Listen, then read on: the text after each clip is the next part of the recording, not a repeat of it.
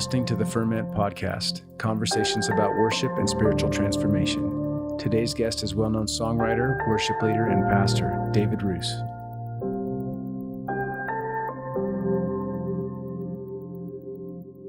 All right, we are here today with one of my good friends, David Ruis.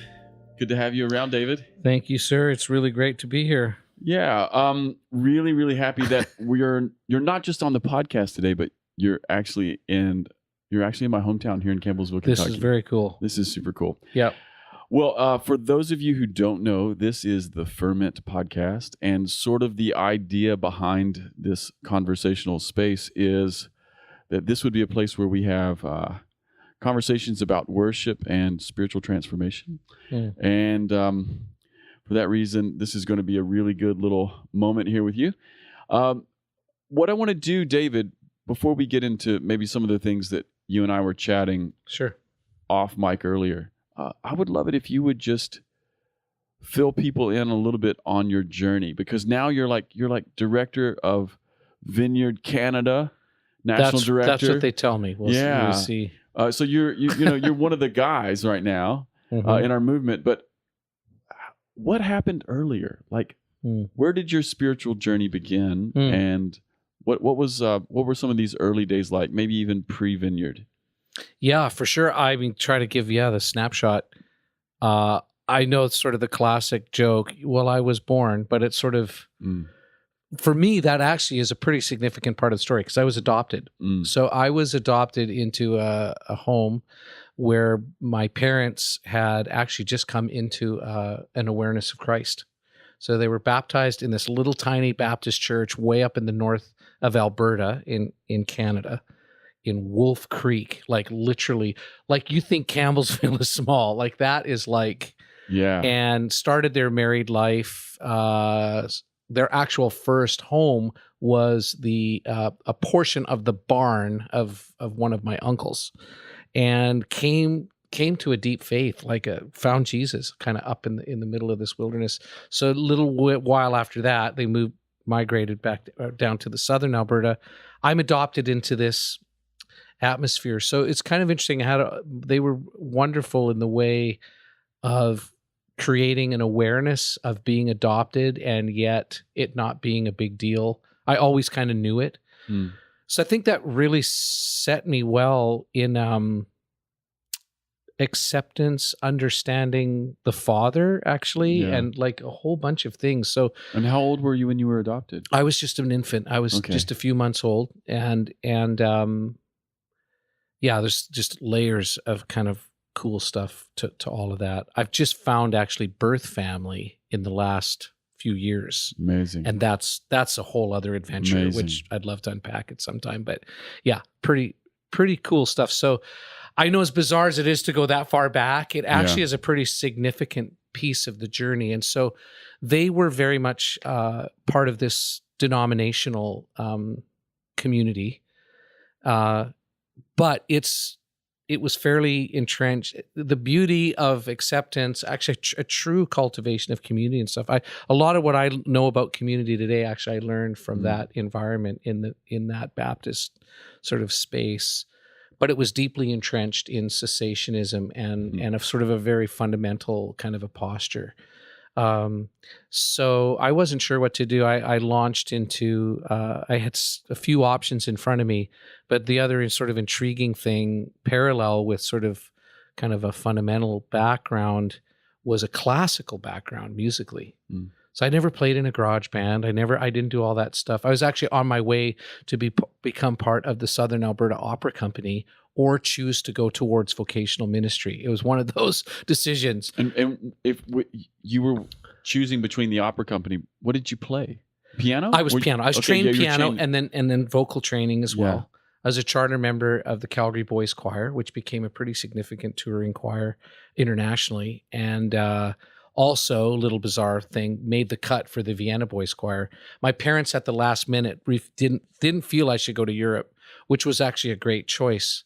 It's kind of one of these weird stories again where while we were living in Los Angeles, so this, I don't know, 10, 12 years ago, there was this huge article in the LA Times, the current sort of continuing culture of the exposure of a lot of sexual abuse and all that stuff. But there was this really dark window in the history of the Vienna Boys Choir where there was a lot of abuse going on.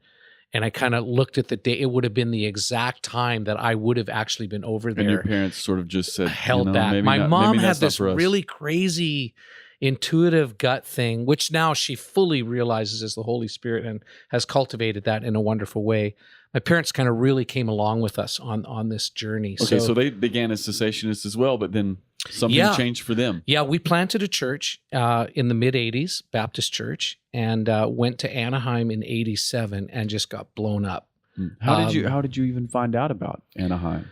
Or the Vineyard? For those who don't know, that's like the beginnings of the Vineyard. Yeah, pretty much. Yeah, towards the beginnings for sure. Yeah, there was a fella in the Vancouver area, a guy named George Malone, who had encounters with John Wimber and brought him up into the Canadian context the first time. I think it was like, I don't know, wherever it was, 84, 85, something like that. And a few of my friends were really impacted there. And I had no grid for any of this stuff.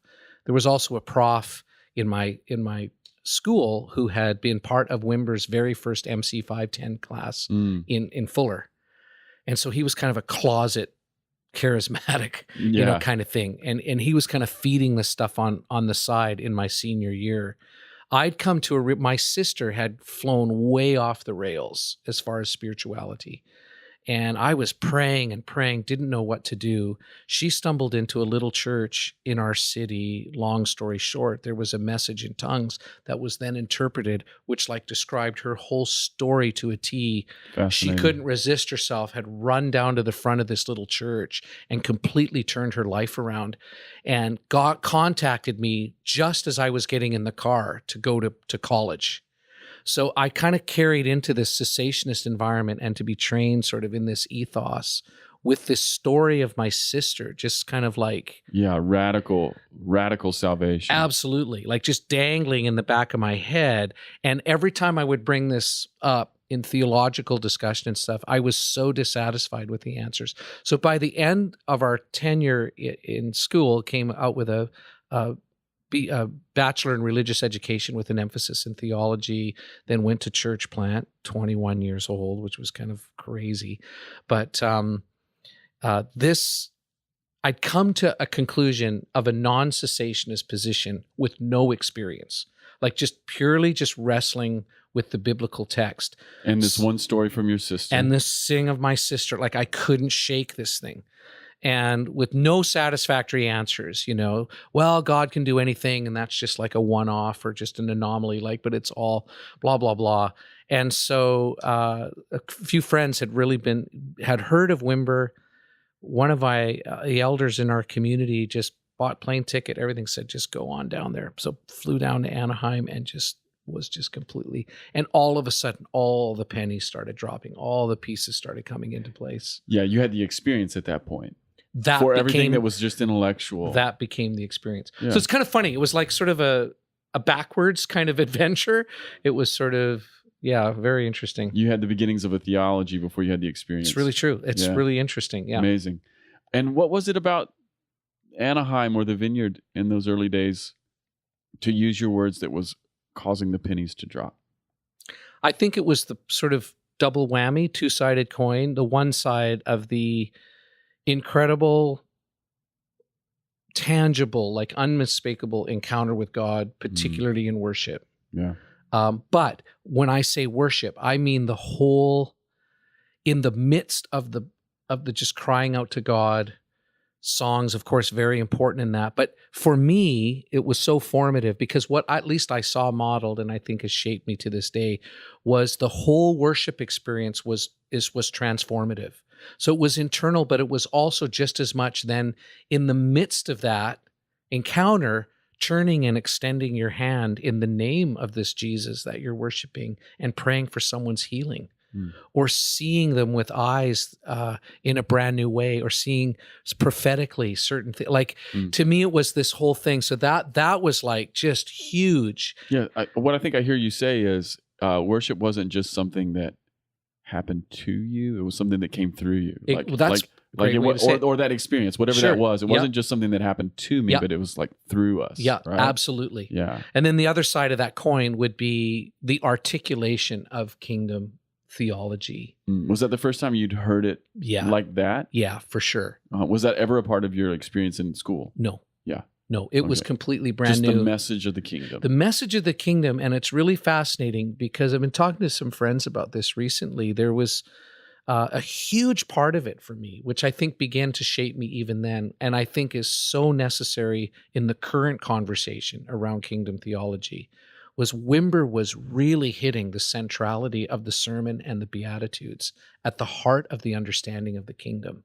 Wow. And that was revolutionary for me because I'd been in the setting, there's all sorts of approaches to that aspect of Jesus' teaching, but as cessationists particularly, you basically have just kind of written that out of the script. It was sort of this unattainable, idealistic, well, something. isn't that nice? Yeah, exactly. Isn't that sweet? Exactly. It wasn't sort of this thing that you were actually called to live out. And for me, a lot of the trajectory of that, drilling deeper and deeper into that understanding of the kingdom, I think got knocked off its trajectory with some of our history. And I don't think it's history that should be changed or that wasn't necessary. The prophetic era, Yeah. Toronto blessing, all these things. But it pulled an understanding of the kingdom present out of a beatitudinal, if that's even a word. That's a Let's great just word. make it up I right love now. it. Love it. Out of a beatitudinal space into more this power space. Yes. And I think that was necessary. That was part of the recalibration. Yeah, of the spirit. recapturing something. Absolutely. That was the sort of central aspect of Jesus getting his church back then. Mm-hmm. But I think now Jesus getting his church back, at least for those of us that would have a kingdom framework, is the core of the Beatitudes. And for those of us who are listening to this and you've never heard, you're going, what on earth is this guy you've talking never about? heard of Jesus getting his church back. That was something that John would say, right? Yes, Like he would exactly. say, Jesus wants his church back. And Yeah. so earlier, maybe it became in power expressions. Yeah. But even then, there was this Sermon on the Mount thing. I think so. Like Yeah. for me, that Yeah. was very instrumental. Amazing. Yeah. Huh. Very instrumental. And then So the Vineyard has Dallas Willard roots. oh my word. Yeah. Yeah. Are you kidding? Absolutely. Yeah, because that's what I hear when you say Beatitudes and stuff. I instantly think of Dallas. Yeah. And his work. Absolutely. And Dallas was a dear friend of the Vineyard. He was very close to people like Todd his Hunter. book, Divine Conspiracy. absolutely. It's such. I mean, it's about Revolutionary. that Sermon on the Mount, but it's such a kingdom book. Yeah. Yeah. Exactly. Yeah. Exactly. It could be a Vineyard text for all it mattered. I mean, it kind of is. And honestly, people like Don Williams, if you're familiar with Yes, that of name, course. sort of one of our great sort of minds and hearts that really helped give articulation to sort of a Vineyard perspective on theology. I mean, for Don, that was a massive text. And I mean, he was handing Divine Conspiracy out through the Vineyard like candy when it first came out. It's like, everybody's got to read this. Everybody's got to read this. Yes, amazing. So absolutely true. So your spiritual journey was like from hardcore cessationist to some sort of like really a textual awakening during college, that maybe something else was there. Then you begin to experience it in Anaheim, and then there's notes of the message of the kingdom, which also include things like the Sermon on the Mount that set your life in a new way. I would say so. And then what happened? Like you're still at the Baptist church? You're like flying back and forth to No, Vineyard not meetings? flying back and forth. Actually, well, Yeah. actually, we were forbidden to. We actually had to sign a document with our denomination Yeah. that we would not attend anything Vineyard until we'd settled this issue theologically within our denomination. Because our little church was growing rapidly. It wasn't breaking huge records per se, but we were at that time, the fastest growing Fellowship Baptist Church in Canada. We'd grown to around 300 people in our first, within the window of our first year.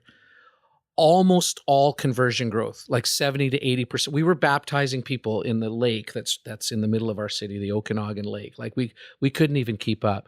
Our dear friends Wes and Stacy Campbell, who were, we were cohorts in all this whole thing we planted together. Wes was an extraordinary evangelist, like for real. So there was this, but in the midst of this was this hungering for worship, really, and the expression of it. Yeah, so we were still Baptist. I just throw another little thread in here, which is kind of interesting. about 10 months after sort of this experience in Anaheim, our whole community went through just an absolute baptism in the Spirit. Probably this like the best. Was way it to because say you were preaching on these things, or what? No, What in happened? fact, was it just in worship? Like, what happened? Worship was a very, very significant piece of it. But what happened, actually, we were going to do a Christmas party in December of 87 with our elders team. It was one of the rare times when everybody was there, husbands, wives, kids, like this whole thing. Well, maybe not kids, few babysitters, but like this mix. And one of our guys said, well, let's just pray. We're going to like jump in the hot tub and shoot some pool and whatever. Just kind of did a little prayer. Although we'd been the Spirit had been brooding. And ever since I'd come back from Anaheim, I was praying for people who are like flying across my living room and like, all kinds of crazy stuff. But it really hadn't been a corporate thing. And not even all our leaders were in that. But we went to pray, and all of a sudden, it's like the Spirit just fell in the room. Mm. We had one of our big boys, one of our big elders, sitting on a love seat, and he didn't go up and down. He literally, I looked at him, and he physically just went right down and completely broke the frame of the furniture he was sitting in and just crashed down onto the floor. And we just started wailing and crying. There was prophecy. It was like, and we had nowhere to stick this. Yeah. So what happened to you as a pastor in that moment? Like, yeah, we were all discombobulated. Amazing. Yeah, all really discombobulated. Slowly brought it out kind of to the church. And that was another then real reach to Vineyard people, because there was something about the posture, the lack of hype, like there was just something really trusting in it, I guess is like the word to say. Yeah. So we were reaching to George Malone on the coast, Ken Blue. These are just some of some old names. And so did your church become a Vineyard, or did they ask you to leave? Eventually. Yeah, we called it eventually. We did get the left foot of fellowship. But we hung as long as we could. We signed these agreements that we wouldn't go to Vineyard things. It's interesting to me that you signed the agreement, we won't go to the Vineyard thing, and then all of a sudden the Vineyard thing starts happening. Yeah, it was just blowing up. Like it was uncontainable. Like Amazing. For real. Yeah, absolutely. And then obviously, worship just extraordinary. And were you leading worship at this time? Yeah, I was. We were co-pastoring. It was kind of this thing coming out of sort of the tradition we were in. I was very musical, obviously, all the classical training, everything. But I never saw music as part of, if you were called to the gospel and you were called to the church, that I didn't want to lead Easter cantatas for the rest of my life. Like I just dove into preaching, into that kind of proclamation, and then it was this amazing experience. And Wimber was so helpful in this stuff. Who's got more authority in the community, the preacher or the worship leader? Wimber's answer was always, well, it depends who's got the mic at any given time. Yeah. Like we carry these things in tandem and walk them together. And so this whole creative side and musical side and writing side of who I was just burgeoned, just like came alive. Is this when you started writing songs? I had started writing a little bit in college outside of the classical box, but it wasn't what I would even call worship. I mean, it was very heartfelt. Yeah. Worship began there, and one of the first songs that came out of that time was "You're Worthy of My Praise." Yeah. Yeah, it was just this. How old were you? I would have been 23, 24. Yeah. Somewhere in there. No, 20. Yeah, right around there, 24. And so that was maybe the first song that you would call worship. That you one of them. I'd written another a song called Adoration. And again, it was a time of history where you're reaching for material. You're kind of pumped everything dry around you, and the Vineyard stuff was sort of resonated with us. There were other expressions that were definitely out there and beautiful and wonderful, but there was just something that was more true to the kind of musical language and heart language that we were trying to give expression to. But even with that, you're running out of, Yeah, there's no worship industry. Not then. No, not like it exists now. Yeah, no. You wouldn't have even thought to be a part of that. No. Yeah. No. And then you're predating, internet, all that stuff. Yeah. You're kind of just reaching from an other place, different place of desperation at some level. But then in the midst of that, I'm at the back of the church one day. One of the one of the young guys. I could never tell anyone how old I was because, you had to pretend you were older. So one of the young guys was probably the same age that I was, but, I'm training up, mentoring. A guy named Malcolm was up leading worship, doing a beautiful job. I was leaning against the back of the church. And this would have been right at the end of 87 in this same year window. So a long time ago. Some of you listening to this weren't even born. That's right. But, I'm leaning against this back wall and I heard as clear as a bell. I didn't understand it, but I heard it. The fragrance of worship is justice. And where there's no justice, there's no fragrance. And it was like I got punched like right in the gut. Did you have any idea in the moment what that meant? No, I just crumpled down. And I was weeping, but I was like, what does that even mean? So being a good Baptist boy, I just started drilling into the text and it was like, oh my word, this is everywhere. Yeah. Most particularly the Amos 5 fragrance text, and then away with the noise of your songs. Yes. Which was like this very disorienting, very, very disorienting. I woke up the next morning and had a series of almost like a rolling slideshow of the poor, multi-generational, multiracial, different. It was weird. I couldn't stop it. It was just like a rolling thing. I was in the shower, actually. I was in this rolling thing and I just crumpled down and I came out of the shower. It's the funniest thing I don't know if I've ever told this story outside of, a few little contexts or friends, but yeah, I started driving around our city and I was just weak. Like I was just like, what's going on? So the beauty of this encounter with the Spirit, like it was a live environment. And yet this thing even with that, there was something missing, at least for me. And I pulled into one of the largest Pentecostal churches in the city at that time, was good friends with the pastor.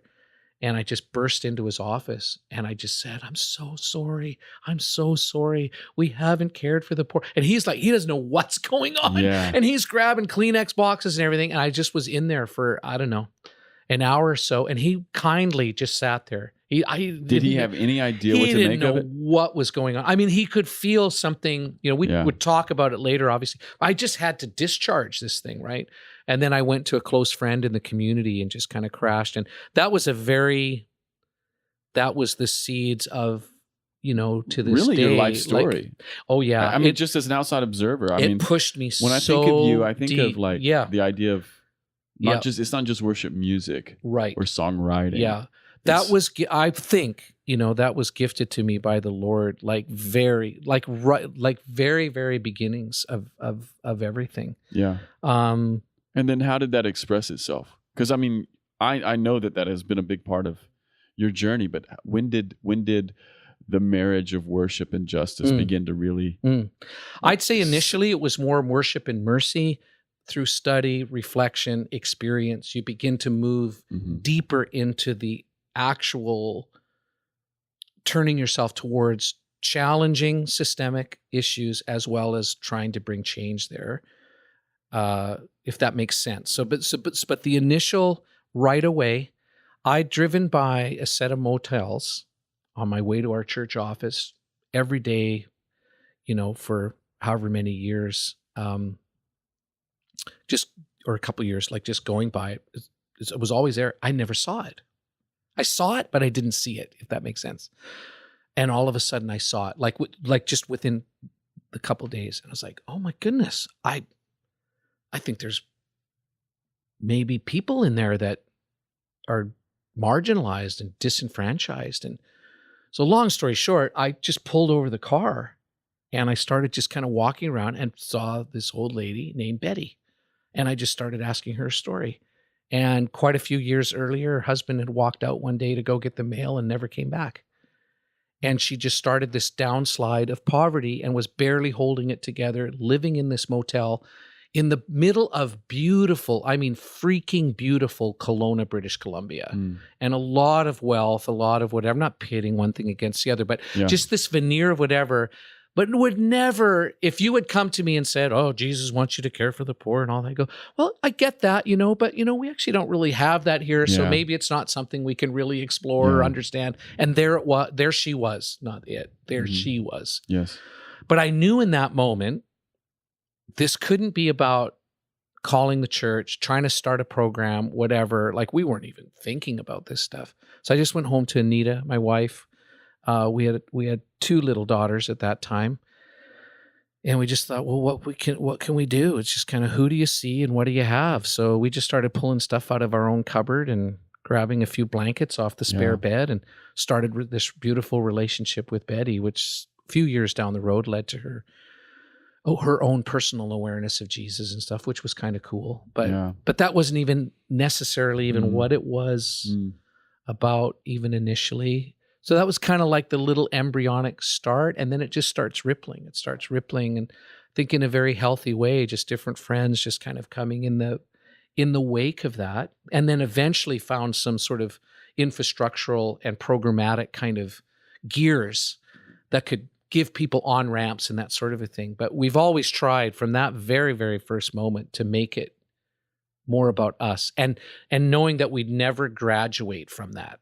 It's not, well, I can put my time in with the poor for 4 or 5 years and then move on to other aspects of leadership or the gospel or church planting or mission or whatever. Like, that for us is always right at the heart. And then especially as worshipers and people that care about worship. And then as we did eventually become actually part of the Vineyard, understanding, wow, if this is really deep in our wheelhouse and part of what we carry, it has to be anchored here, or it's just songs again.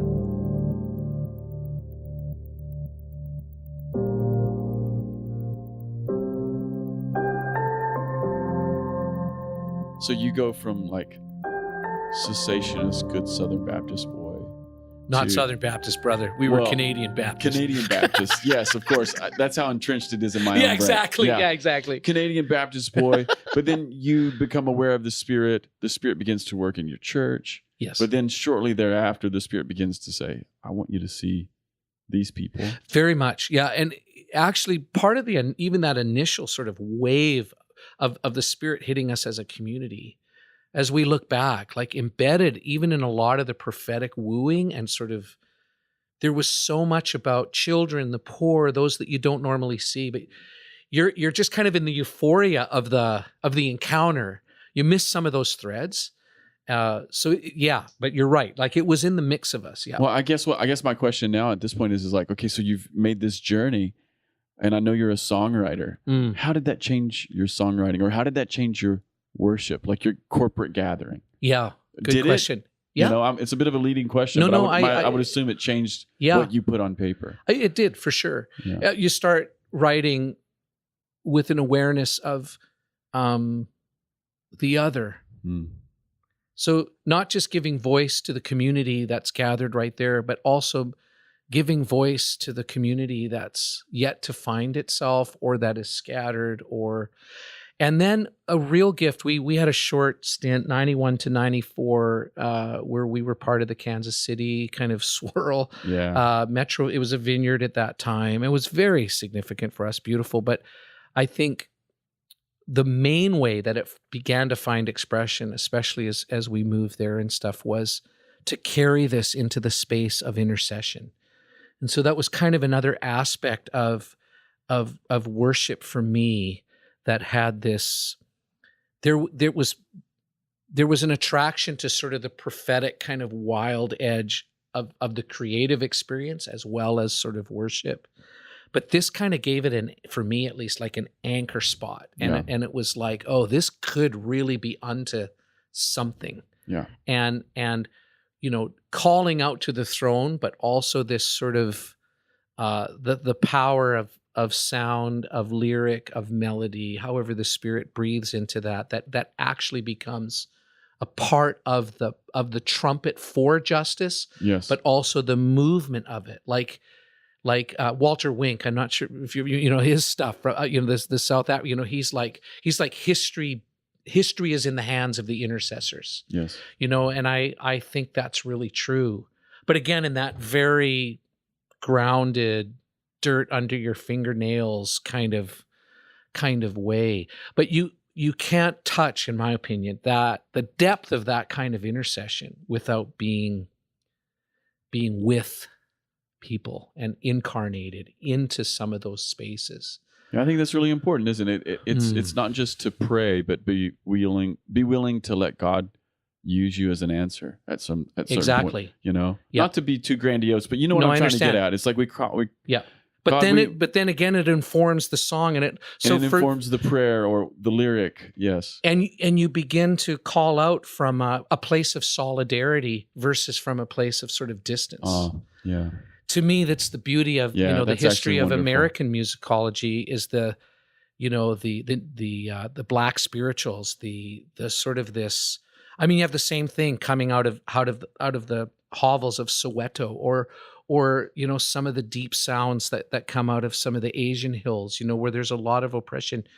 You find this rhythm resonant sound that is this deep cry that is full of hope and longing, and yet saturated in lament, So I don't know if that even makes sense what I'm saying, but it's this. Yeah. There's something there that actually begins then to become, it begins to shape culture. So if you look at rock and roll, even blues, measure of bluegrass, all that, the root system is the black spiritual. Yes. Like it spawned all of that sort of expression and creativity and from the place of injustice. Absolutely. It's a corporate sound again, isn't it? There you go. I fully agree. Yeah. And then it just keeps permeating wider and wider into culture in new forms. I think so. Yeah. While you were talking there, it also is interesting to me that because you were talking about like worship and justice. We've been talking about that for a moment. That even in maybe the more secular arena of justice work, there's oftentimes like a protest song. Like they go together, don't they? They really do. I mean, we're talking about a kingdom context, but those resonances go further out than we think. Exactly. I mean, those songs are deep in even our own country's history. And that could be evidence, actually, just riffing off this, like, could that be, let's ask the question, could that be evidence of, that's where the kingdom's breaking in? Yes. Like, it's actually evidence of the kingdom at work. Yeah. And so how do we see what the Father is doing in the midst of that sound and in the midst of that space and come alongside it or cultivate it or welcome it into the larger vocabulary and expression even of the church. The little breadcrumbs that show the way a little bit. Absolutely. That's amazing. Okay, so you were in Canada, you came into the Vineyard, and then you were in Kansas City. All of this stuff is just alive in you. Yeah. And then I know that you went back to Canada, right? Yeah. To Winnipeg? Yeah. And I know that you guys did major justice work there. Yeah. Okay. Can you just tell us, what was that about? Or what was that like?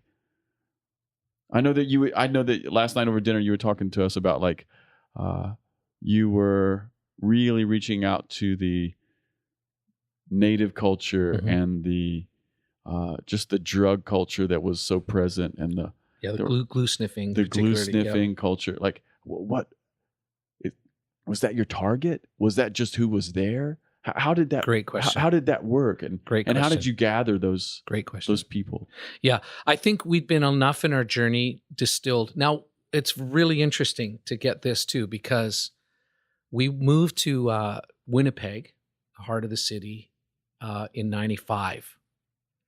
So, like, for real, the intensity and vibrancy of the Toronto blessing, renewal, all that. I hope if people don't have a reference for that. I mean, it was just another intense sort of moment in Vineyard history where there was just, that's when we went there. So it was kind of this interesting combo of, I knew sort of our life's calling was kind of in a next season, a next step. And the question was, do we step into the kind of the opportunities that were in front of us of more of a itinerant / platform kind of ministry? And I don't even mean that in a negative way. Yeah, but that was available. Those doors were opening so wide. And Wimber sat me down in the midst of some of this, and I'll never forget, he said, just this passing thing. And yet in its passing, it just really became part of my discernment process. He said, David, you need to understand opportunity doesn't always equal the will of God. And he said, I can see in front of you, there's going to be lots of opportunity, and you've really got to get on. I mean, these are my application, get on your face, just listen, you and Anita really be in sync, really be.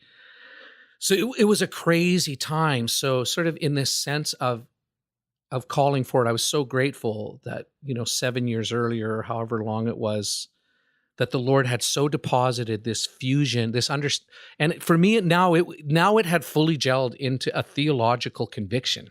Yeah. This fusion of worship and justice, which again is a whole long conversation, what we actually mean by that. But that I knew any step forward, I couldn't have those things not in operation together. There was this sense of a calling to church plant again. And we just thought, if we're going to do that, we have to from the ground floor kind of get this right. Yeah. Anyway, long story, it was very clear, the city, all of this stuff, going back onto Canadian soil, which is where obviously we were originally from. It's just interesting to me that John would give you such a word of wisdom like that. Oh my gosh. Because he could have leveraged you.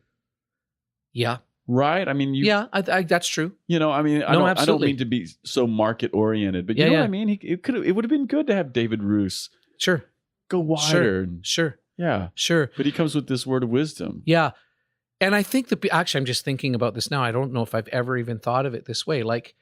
We turned away from, and again, doesn't make this right and anything else wrong. It's not about this, but in our journey, kind of following our nose to the guts of an urban center, very impoverished, with glue sniffers. And I'll get back to answering your way earlier question on where they are target, were they just there, that sort of thing. Going down into there, it was out of that environment. I don't know if people have a frame of reference for this, but the album Sweet Mercies was written there. And Vineyard was kind of we normally don't do this. And there's all sorts of some myths and, whatever on all this history. But yeah, normally don't do a solo project kind of a thing. But it felt like this stuff was coming out of this deep soil, that even though I wasn't traveling that much then, and it wasn't even in our psyche as a Vineyard movement, that it needed to get, we're back to our roots of that needs to get documented. That needs to get captured. So if you're familiar with that album at all, there are a few kind of out of the box things in it, especially for the time. Whenever it was, Yeah, it was on the edge. Oh yeah. Starts with a very non-corporate sort of unpacking of the Psalms, just kind of a half read, half sung, sort of thing. And then some really great corporate tunes in the mix of it. But yeah, it was a little kind of out of its sort of moment. That seems to be the way I am. But anyway, the canvas that came on was Winnipeg. Was the streets of Winnipeg amongst glue sniffers, this whole thing. So that step was a further pursuit of my calling in worship, to tell you the truth.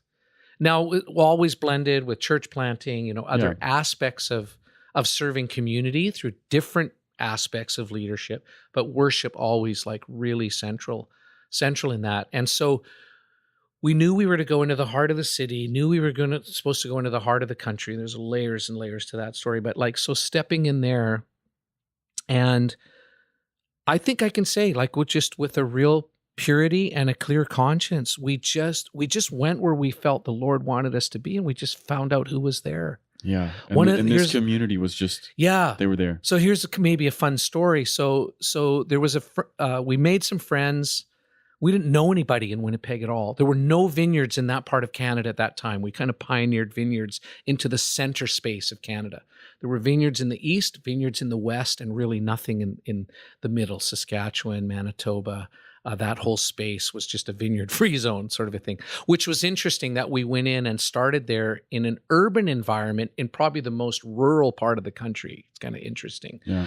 But went down into this context, and long story short, I'm introduced to a gal named Susan Chief, and not a follower of Jesus, single mom, barely hanging it together, did have a really beat up little broken house right in the heart of our city, which then, of course, became the safe haven for dozens and dozens of relatives, friends, everybody that were bouncing up and down from street level, blitzed out of their minds on glue and various things, children just bouncing all over the place. But I met Susan. I said, "Hey, Susan, like this is for real." Like, "Hey, Susan, I need friends. Like, I'm new to town. Like, what if, I'm not going to bring alcohol because I know that's like a major trigger, like for everybody. And I just can't facilitate that. Although I enjoy a beer every once in a while and stuff, but yeah, I can bring some soda. I can grab some chips and stuff. Like, if you provide the place, what if you just like, you help me like throw a little party so I can meet some people in Winnipeg?" She's like for real, Aboriginal gal, it's like, yeah, I'm like, so first one I go into, there's probably 30 plus people, and exactly what I described, bouncing off the walls, kids everywhere, whole 9 yards.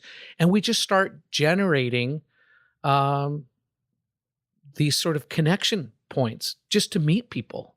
Yeah. And we're still in the sort of formative kind of stages of the church plan, if you will. But for us, this was as much the church as anything. In fact, it is the church, right? Yes. So anyway, long story short, I'm sorry, you're triggering all these memories, man. Yeah, no, this is a huge story. So it's like really cool. So one day I'm sitting with them and I just get this thought, and I realized later, I think it really was the Holy Spirit. But I said, "Do you guys pray?"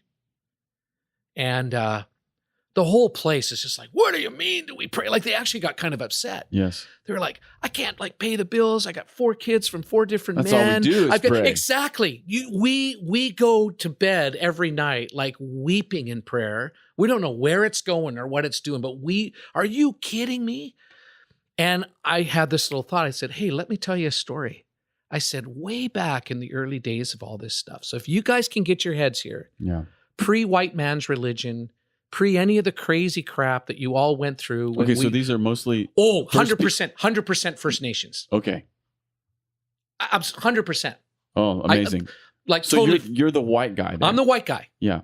Amazing. And I said, so if you can get your head, predate all that stuff, and actually the birthing of what we would understand, what gets shaped in community, in faith, and everything as we follow Jesus, actually is not white, blah, blah, Yeah.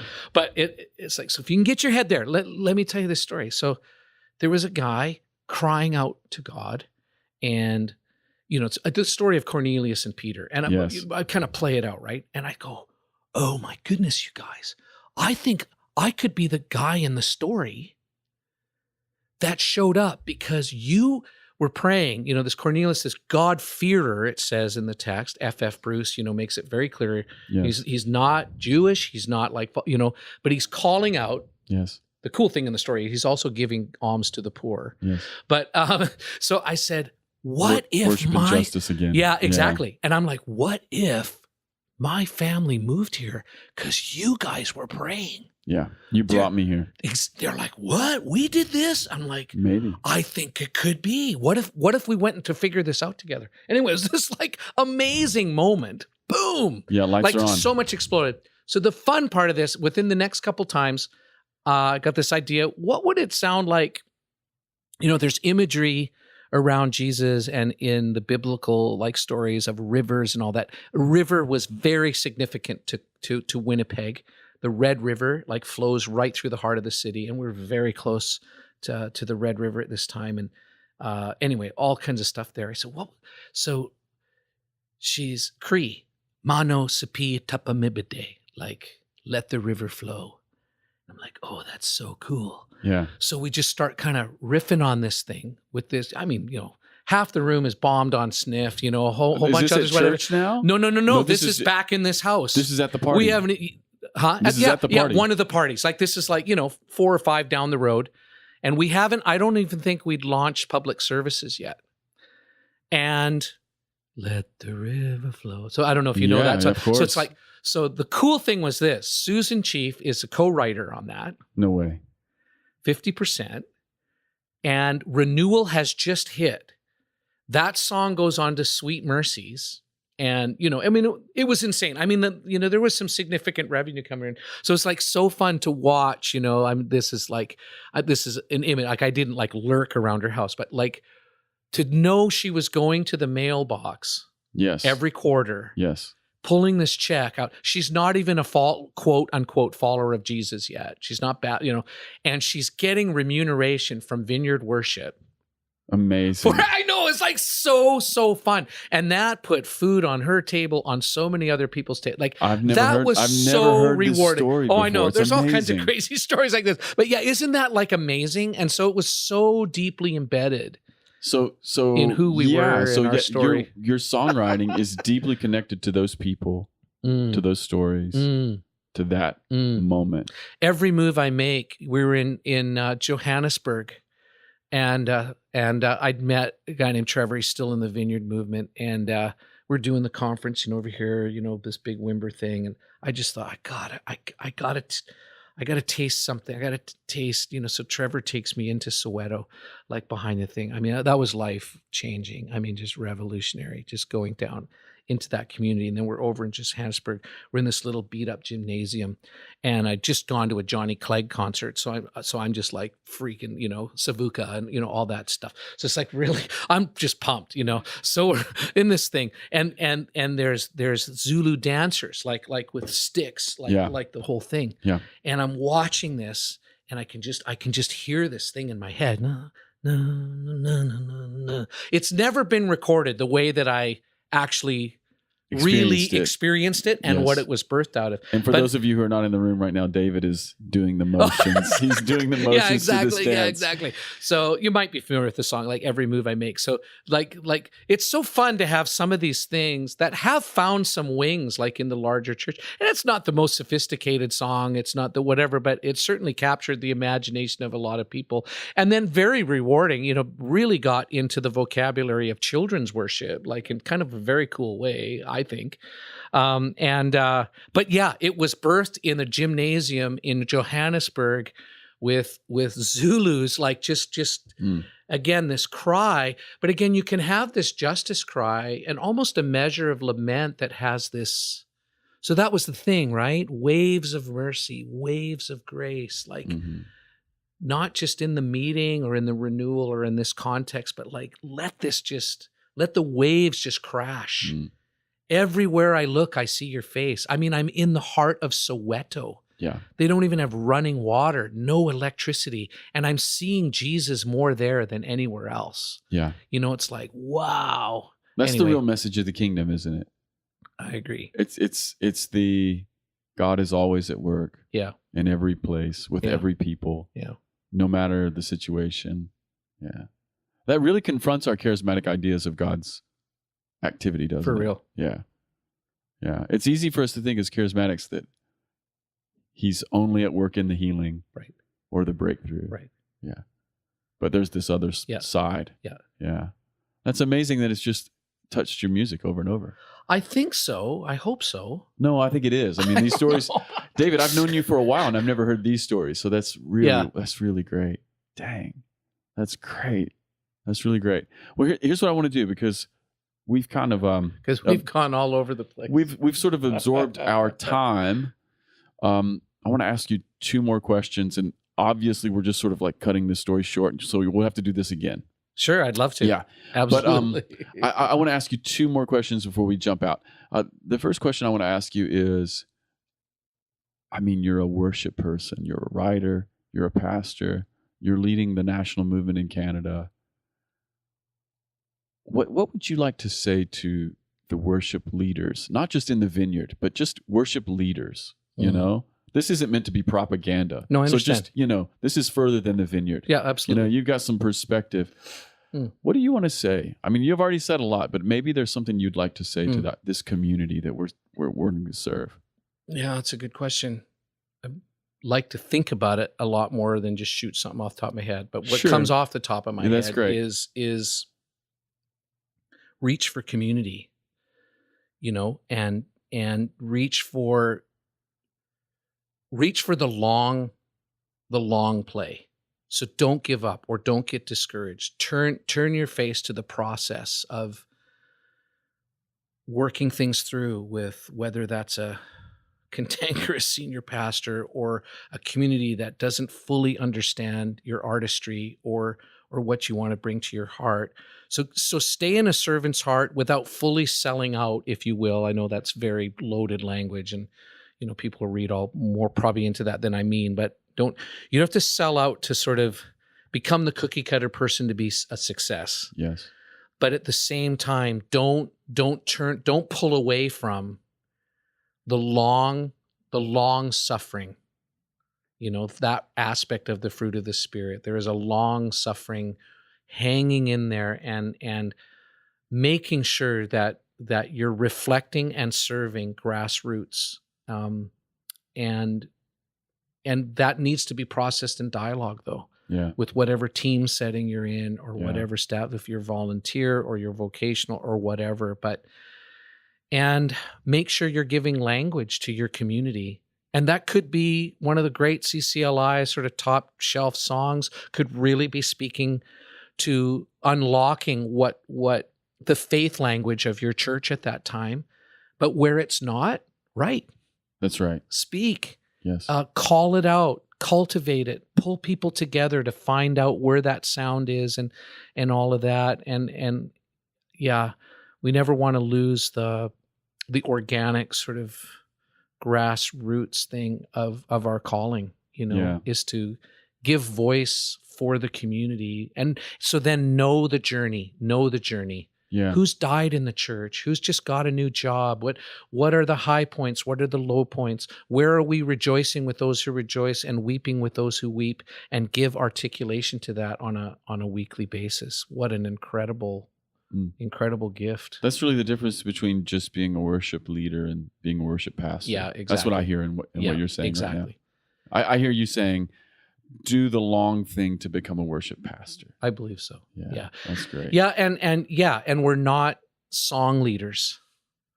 We're liturgists more than anything. What does that mean to you? That means to me that you're curating or shaping an experience. And I don't mean in a hype or manipulative sense, but that people can enter into and actually find transformation, hope, and healing in the midst of it. So not just a quick fix because I had a rough week, but an actual space that invites people into the deep place of transformation and an actual encounter with the living Jesus. Amen. So for a lot of our vineyards, and I know it's not right across the board, but I'd really appeal, to whatever aspects of leadership we have, really have the table at our center, the Lord's table, the host. Jesus as the host and Jesus as the meal. I think one of our worship leaders in Canada, who I just deeply respect and is pretty significant in our national scene, has said, the state for us in the Vineyard, because of our values, the platform is a helpful tool, but it's a lousy center. Yes. The center needs to be the table. Yeah, and in Protestant churches or charismatic churches, in a Protestant church, maybe the center of the meeting is a sermon. Yes. In a charismatic church, maybe the center of the meeting is ministry or a prophetic word. Yeah. But in a historic sense, the center of the meeting has always been Eucharist, right? Yeah, exactly. Yeah. I think there's something there for us to learn. Yeah. I mean, oversimplified and way, easily stated, but, one of the key sort of shifts in Protestant culture was putting the table out of the center and pulling the pulpit from the side and to the middle. So if you go even into mainline churches now, the pulpit's always over at the side, and I remember going into church, I go, what's wrong with these people? It's the parable of their architecture. Very, very much. Yeah. Your space and your architecture speaks as much to your theology as anything else, for sure. That's great. Well, I want to ask you one more question before we wrap up here, and then we'll be done. Oh, this is great. All right. This is the final question. I feel like I'm just shooting this is all great. over the place. This is wonderful. I'm kind of tired too, so I could be a little loopy. You and I are both tired. Oh man, we're whipped after this week. No, this is the last question. David, tell me a time when you experienced overwhelming joy.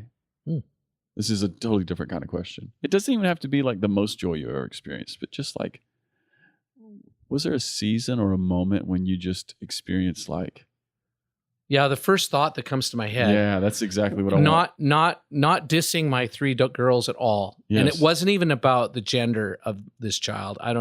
But when my son was born, Yeah. it was our fourth child. Yeah. We were living in Kansas City, and yeah, there was just something. Yeah. I remember In that season or in the moment? in that moment, and I think it's maybe connected to a season. I don't know. That's a very interesting question, because yeah, I would remember it as a moment, but it was definitely in the center of a season where, yeah, the Lord was speaking to me in very, very deep, profound ways. But yeah, just the birth of this kid, I remember just running up and down the hospital hallway. I must have looked like a bit of a nut job, but Yeah. I love that. yeah, yelling. Actually, I don't know if you're gonna have to cut this up. I was like, "He's got the biggest you've ever seen." Like, That's I'm just it. like, Come I was just like running up, like it was like this weird. And again, it wasn't about the son thing. It yeah. had nothing, and it wasn't like, oh, I've got my air. Like, Yeah. honestly, a daughter, I would have been just as. But I don't know. There was something in that moment, just of this. Yeah, it just captured you. Celebration of life, of maybe something different. Like it was just this. Anyway. Yeah, that's great. So I don't know if that's the answer. That's what popped straight into my head. That's the question I'm going to be asking everyone on this podcast That's at great. the end. Pretty cool. And what's interesting is, as I've talked to people, there's so much harmony in moments of joy. Like the kinds of things that come back, Yeah. they tend to be very similar. Yeah. Interesting. Birth of children is almost always there. Isn't that interesting? Yeah. For real. Yeah. Oh, that's kind of Yeah. fascinating. That's Yeah, great. I've just been asking people this question for a few years now, and it oftentimes comes back to that. Isn't that funny? Yeah, there's something there that we just need to go into, maybe. Awesome. Yeah, it could be. Yeah. David, thanks for doing this with us. Listen, and I know that we're gonna cross paths again. We have to pick this story up because we didn't talk about Hollywood. We didn't talk about going back to Canada or any of the theological stuff that I want to get into with you. So Sure. we're gonna do that. All right. Great. High fives. Okay. Hey everybody, this is Casey Corum, the producer of the Ferment Podcast. Thanks for listening. I got a couple quick things for you. If you haven't already subscribed, please do so. We've got a bunch of exciting shows coming up and we don't want you to miss a thing. So on social media, you can find us on Instagram at the Ferment Podcast, and on Twitter, you can find us at FermentCast. Please let us know what you think of the podcast by leaving a review on iTunes. All right, see you next time. Peace.